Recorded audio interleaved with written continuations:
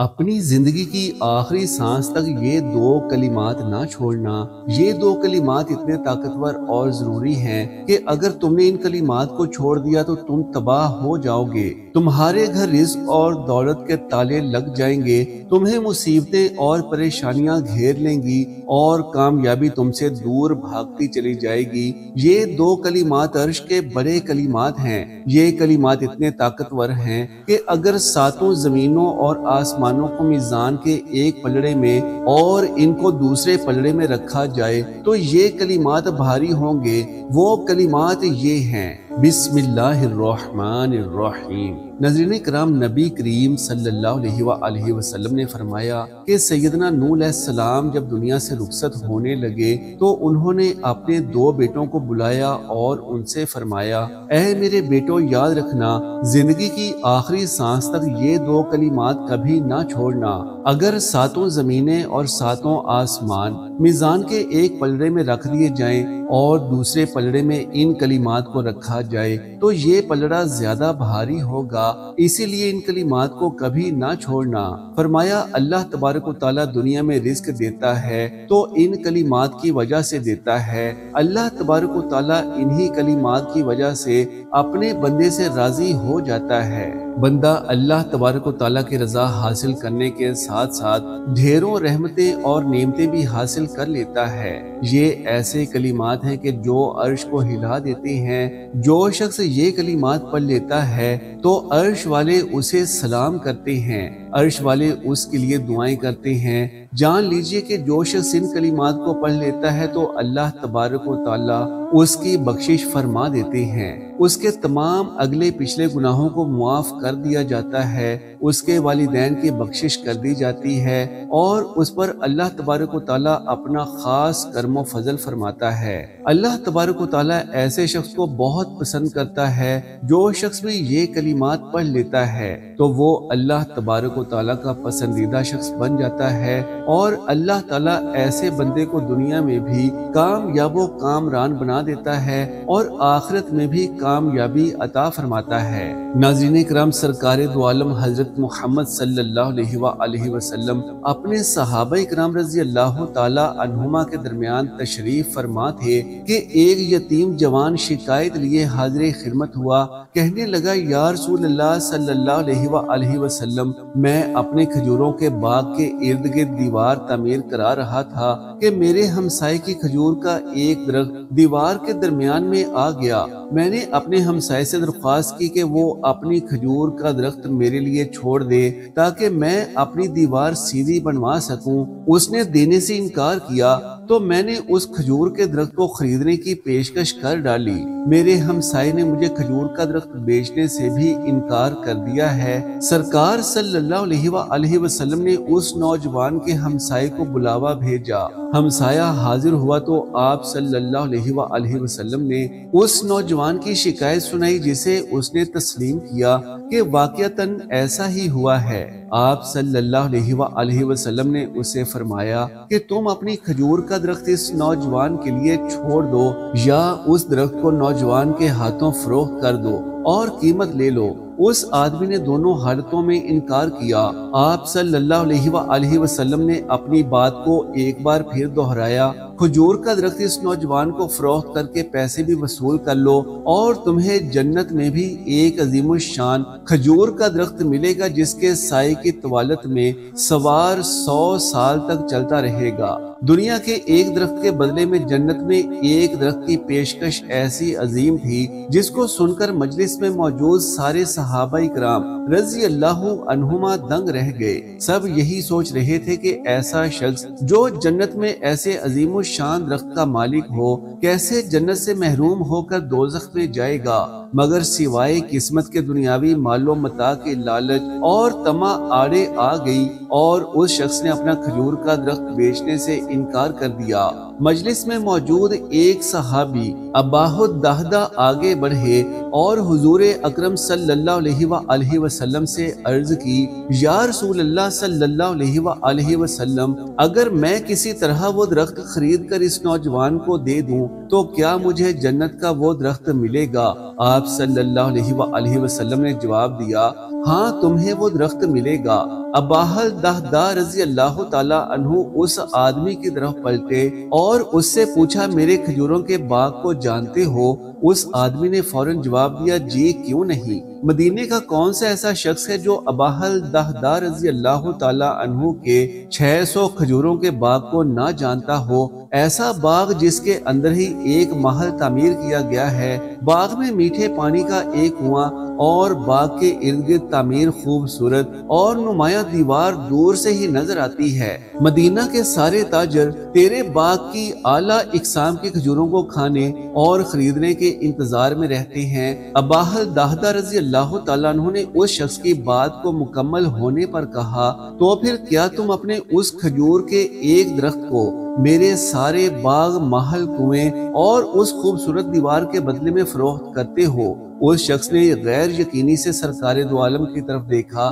کیا عقل مانتی ہے کہ ایک کھجور کے بدلے میں اسے اباہل دہدہ رضی اللہ تعالیٰ عنہ کے 600 کھجوروں کے باغ کا قبضہ بھی مل پائے گا کہ نہیں؟ معاملہ تو ہر لحاظ سے فائدہ مند نظر آ رہا تھا۔ حضور پاک صلی اللہ علیہ وآلہ وسلم اور مجلس میں موجود صحابہ کرام رضی اللہ عنہما نے گواہی دی اور معاملہ طے پا گیا۔ اباہل دہدہ رضی اللہ تعالیٰ عنہ نے خوشی سے حضور اکرم صلی اللہ علیہ وآلہ وسلم کو دیکھا اور سوال کیا، یا رسول اللہ صلی اللہ علیہ وآلہ وسلم، جنت میں میرا ایک کھجور کا درخت پکا ہو گیا نا؟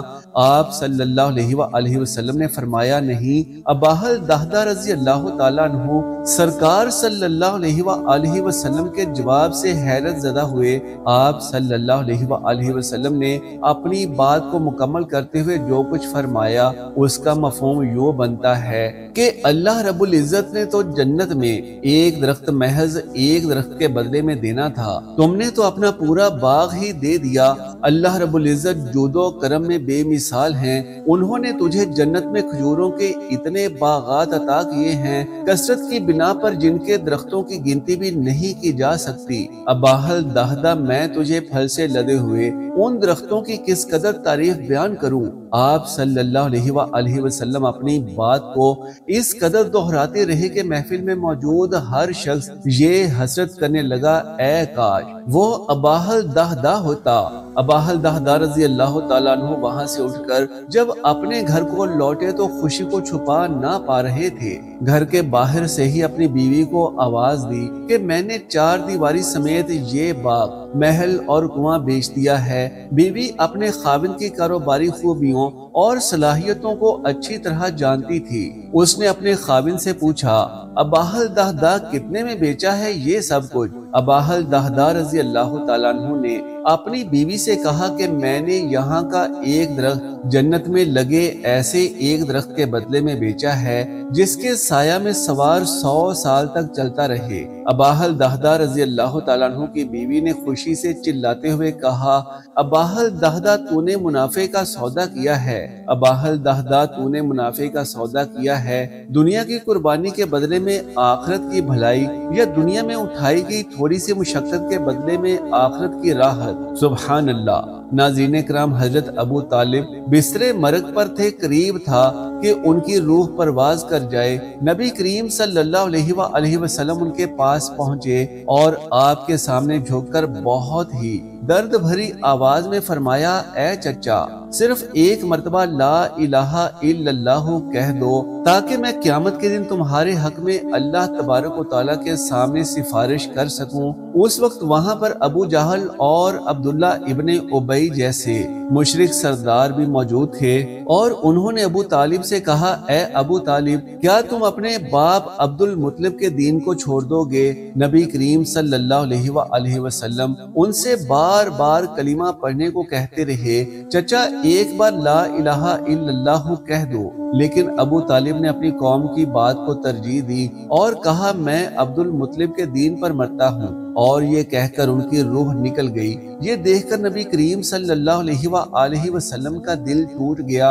اور آپ صلی اللہ علیہ وآلہ وسلم بہت غمگین ہوئے۔ آپ صلی اللہ علیہ وآلہ وسلم کی آنکھوں سے آنسو جاری ہو گئے اور آپ صلی اللہ علیہ وآلہ وسلم نے فرمایا، میں جب تک منع نہ کیا جاؤں تیرے لیے اللہ سے مغفرت کی دعا کرتا ہی رہوں گا۔ پھر قرآن کریم کی یہ آیت مبارکہ نازل ہوئی جس کا ترجمہ کچھ اس طرح سے ہے: آپ جسے چاہیں ہدایت نہیں دے سکتے بلکہ اللہ ہی جسے چاہے ہدایت دیتا ہے۔ ناظرین کرام، معراج کی شب تھی۔ سارا عالم بالا سلطان کونین صلی اللہ علیہ وآلہ وسلم کے خیر مقدم کے لیے موجود تھا۔ امیدوں کے ہجوم سے گزرتے ہوئے عالم ملکوت کا معائنہ فرمایا۔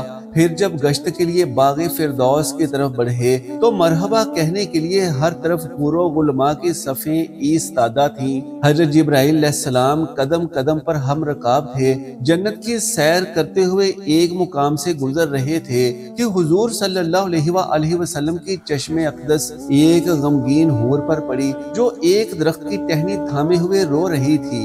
حضور صلی اللہ علیہ وآلہ وسلم کو بڑا اچنبھا ہوا۔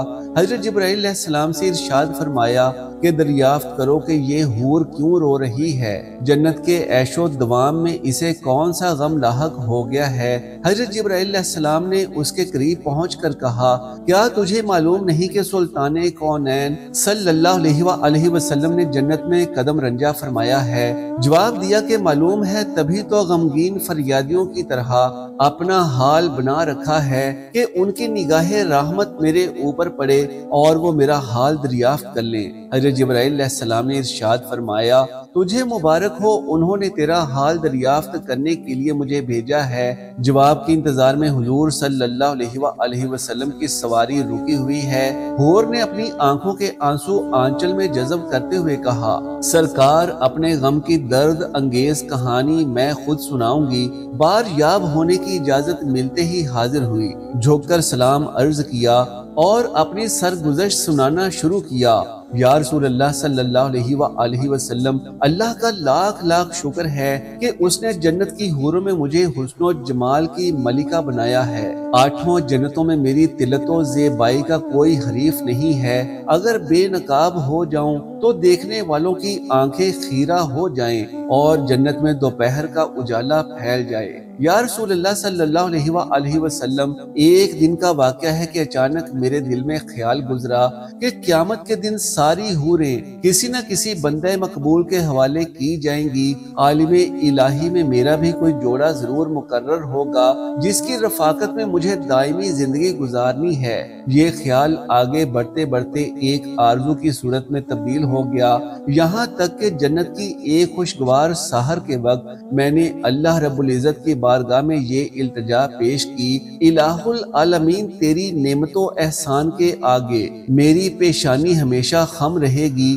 تو نے مجھے حسن کی بے مثال خلقتوں سے سرفراز کیا ہے۔ الہ العالمین، مدت سے ایک آرزو سینے میں مچل رہی ہے کہ عرصہ قیامت میں اپنے جس بندہ مقرب کے حوالے تو مجھے کرے گا، ذرا اس کی ایک جھلک مجھے بھی دکھلا دے۔ کم از کم یہ تو دیکھ لوں کہ میرا جوڑا کیسا ہے۔ رحمتوں کا دربار جوش پر تھا۔ میری یہ التجا قبول ہو گئی اور حکم ہوا کہ سامنے جو آئینہ رکھا ہے اسے ایک نظر دیکھ لے، اس پر تیرے جوڑے کی جھلک نظر آئے گی۔ یا رسول اللہ صلی اللہ علیہ وآلہ وسلم، میں ارمان و شوق میں ڈوبی ہوئی آئینے کی طرف بڑھی۔ میرے قدم خوشی سے زمین پر نہیں پڑ رہے تھے کہ آج عالم جاوید کے محبوب ترین ساتھی کو دیکھنے جا رہی تھی۔ یوں ہی نگاہ ڈالی، دل پر ایک بجلی گری اور آرزوؤں کا سارا ہرمن جل گیا۔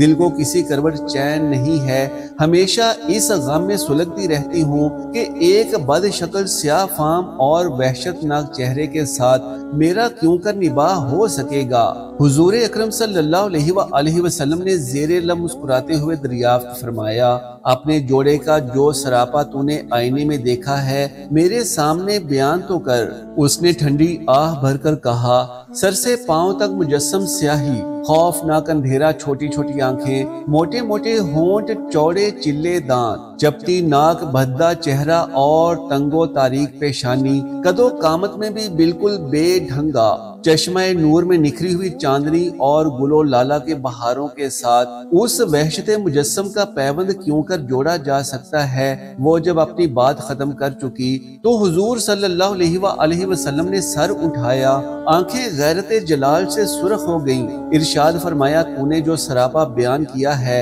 وہ تو میرے پیارے بلال کا ہے، ایک عاشق سراپا، ایک مومن و جفا کش اور نگار خانہ ہستی کے گوہر نایاب کو پا کر تو غم نصیبی کا شکوہ کر رہی ہے۔ کیا تجھے معلوم نہیں کہ بلال میرا عاشق مجسم ہے؟ میں نے اپنی پلکوں کے سائے میں اسے پناہ دی ہے، اور سن لے میرا بلال بارگاہ یزدانی میں تقرب کی اس مسند امتیاز پر فائز ہے کہ فردائے قیامت میں اس کے جسم کی سیاہی حوران خلد کے رخساروں پر تل بنا کر تقسیم کر دیے جائیں۔ آتش کدہ عشق میں وہ نکھرا ہوا سونا جس نے محبت کی شیفتگی میں دونوں جہاں سے منہ پھیر لیا ہے، وہ حسن مجرد کا تماشائی ہے۔ فردوس کا حسن وہ کیوں کر خاطر میں لائے گا؟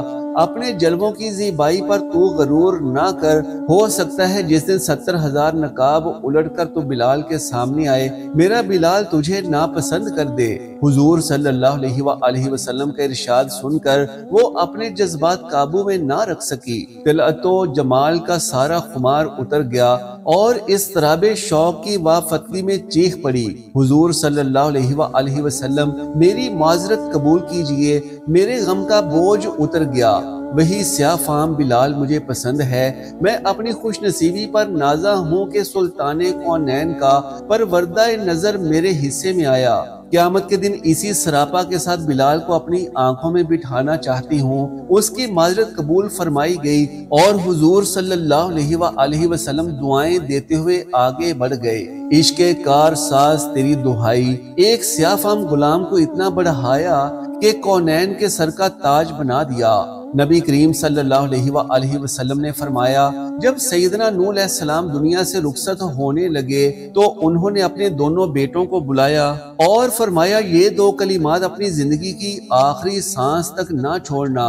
یہ کلمات اتنے طاقتور ہیں کہ اللہ تبارک و تعالی دنیا میں رزق انہی کلمات کی وجہ سے بانٹتا ہے۔ اللہ تبارک و تعالی انہی کلمات کی وجہ سے مخلوق کو رزق عطا فرماتا ہے، اور ان دو کلمات کی اتنی زیادہ برکات و فضیلت ہے کہ اگر میزان کے ایک پلڑے پر 7 زمینوں اور آسمانوں کو رکھ دیا جائے اور دوسرے پلڑے پر ان کلمات کو رکھ دیا جائے تو یہ کلمات زیادہ بھاری ہوں گے۔ آپ علیہ السلام نے فرمایا، پہلا کلمہ یہ ہے لا الہ الا اللہ۔ یہ وہ کلمہ ہے کہ جس کے بارے میں پیارے نبی صلی اللہ علیہ وآلہ وسلم نے ارشاد فرمایا کہ سب سے افضل کلمہ لا الہ الا اللہ ہے، یعنی یہ دنیا کا سب سے افضل ترین کلمہ ہے، اور اس کلمہ کی بہت زیادہ فضیلت متعدد احادیث میں بیان کی گئی ہے۔ ناظرین کرام، یہ وہ کلمہ ہے کہ جس بھی دعا میں شامل کیا جاتا ہے تو پھر وہ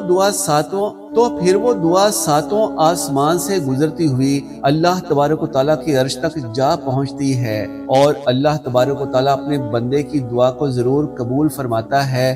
نبی کریم صلی اللہ علیہ وآلہ وسلم نے فرمایا کہ جس نے لا الہ الا اللہ کہا وہ جنت میں داخل ہوگا، اور اسی طرح ایک اور حدیث میں آپ صلی اللہ علیہ وآلہ وسلم نے فرمایا، جس کا آخری کلمہ لا الہ الا اللہ ہوگا وہ جنت میں داخل ہوگا۔ اللہ تبارک و تعالیٰ فرماتا ہے، اے ابن آدم، اگر تو زمین بھر گناہ لے کر آئے اور لا الہ الا اللہ کے ساتھ آئے تو میں بھی تجھے زمین بھر معافی دے دوں گا۔ سبحان اللہ۔ ناظرین کرام، جان لیجئے کہ جو بھی شخص یہ کلمہ پڑھ لیتا ہے تو اللہ تبارک و تعالیٰ اس کے دل کو نور عطا کرتا ہے، اس کا دل نور کی روشنی سے منور ہو جاتا ہے اور نیکی کی طرف مائل ہو جاتا ہے۔ یہ ذکر نفس کی پاکیزگی کا ذریعہ بن جاتا ہے، اور یہ ایسا بابرکت ذکر ہے کہ جسے شیطان کے وسوسوں کا توڑ بھی کہا جاتا ہے، یعنی یہ اتنا बाबरकत है कि इस कलिमा को पढ़ने से जिस्म पर कोई भी शैतानी वसवसा और वार नहीं चलता। बंदा हर किस्म के शैतानी असर से बच जाता है और अल्लाह तबारक व तआला की हिफाजत में आ जाता है। और ये जिक्र बंदे का अल्लाह तबारक व तआला से ताल्लुक मजबूत करता है। बंदे का तवक्कल अल्लाह तबारक व तआला पर मजबूत हो जाता है। इसी कलिमा की बरकत से अल्लाह तबारक व तआला अपने बंदे की बख्शिश फरमा देता है और उसके दर्जात को बुलंद कर देता है और उसकी रोजी में बरकत डालता है। नाज़रीन किराम, जान लीजिए कि हजरत नूह अलैहिस्सलाम ने जो दूसरा कलिमा अपने बेटों को बतलाया वो ये है, सुब्हान अल्लाहि व बिहम्दिही। ये भी बहुत ज्यादा बाबरकत और फजीलत वाला कलिमा है। जान लीजिए कि ये कलिमा बहुत ही मुख्तसर है लेकिन बहुत ज्यादा ताकत रखता है। नबी करीम सल्लल्लाहु अलैहि वसल्लम ने फरमाया, जो शख्स रोजाना 100 मरतबा सुब्हान अल्लाहि व बिहम्दिही कहे तो उसके तमाम गुनाह मुआफ कर दिए जाते हैं, ख्वाह वो समंदर की झाग के बराबर ही क्यों ना हो। एक और हदीस मुबारिका में आप सल्लल्लाहु अलैहि वसल्लम ने फरमाया कि दो कलिमात ऐसे हैं कि जो जुबान पर हल्के लेकिन मीज़ान में भारी हैं और रहमान को बहुत ज्यादा महबूब हैं, सुब्हान अल्लाहि व बिहम्दिही सुब्हान अल्लाहिल अज़ीम। नाज़रीन किराम, प्यारे आका सल्लल्लाहु अलैहि वसल्लम ने फरमाया कि जो शख्स सुबह के वक्त और शाम के वक्त 100 मरतबा सुब्हान अल्लाहि व बिहम्दिही कहता है, क़यामत के दिन कोई भी शख्स उससे अफजल अमल लेकर नहीं आएगा सिवाय उसके जिसने भी यही कलिमात उससे ज्यादा कहे होंगे। माशाअल्लाह तबारक व तआला। नाज़रीन किराम, जान लीजिए कि जो भी शख्स ये कलिमात पढ़ता है अल्लाह तबारक व तआला उस शख्स के लिए रिज़्क और दौलत के सारे दरवाजे खोल देता है और गुर्बत और मुफलिसी से उस शख्स को निजात अता फरमाता है। इन कलिमात की बहुत ज्यादा फजीलत व बरक़ात प्यारे नबी सल्लल्लाहु अलैहि वसल्लम ने बयान फरमाई हैं। ये कलिमात ऐसे वाहिद कलिमात हैं कि जिसके बारे में अल्लाह के पैगंबर हजरत नूह अलैहिस्सलाम ने फरमाया कि इन कलिमात को जिंदगी की आखिरी सांस तक ना छोड़ना। आप यहाँ से अंदाजा लगा सकते हैं कि इन बाबरकत कलिमात की कितनी फजीलत व बरक़ात हैं। इसीलिए इन कलिमात को अपनी जिंदगी में शामिल करें ताकि अल्लाह तबारक व तआला की रहमतों और बरकतों से माला माल हो सके। कोशिश किया करें कि रोज ज्यादा से ज्यादा इन कलिमात को पढ़ें क्योंकि ये कलिमात दुनिया के सबसे अफजल कलिमात हैं। जो भी बंदा किसी गम, परेशानी, किसी आफत, किसी मुसीबत में मुब्तला है तो बस फिर ये कलिमात पढ़कर देख ले, इंशाअल्लाह अल्लाह तबारक व तआला उसकी हर परेशानी, मुश्किल और मुसीबत को पलक झपकते ही खत्म कर देगा इंशाअल्लाह तबारक व तआला।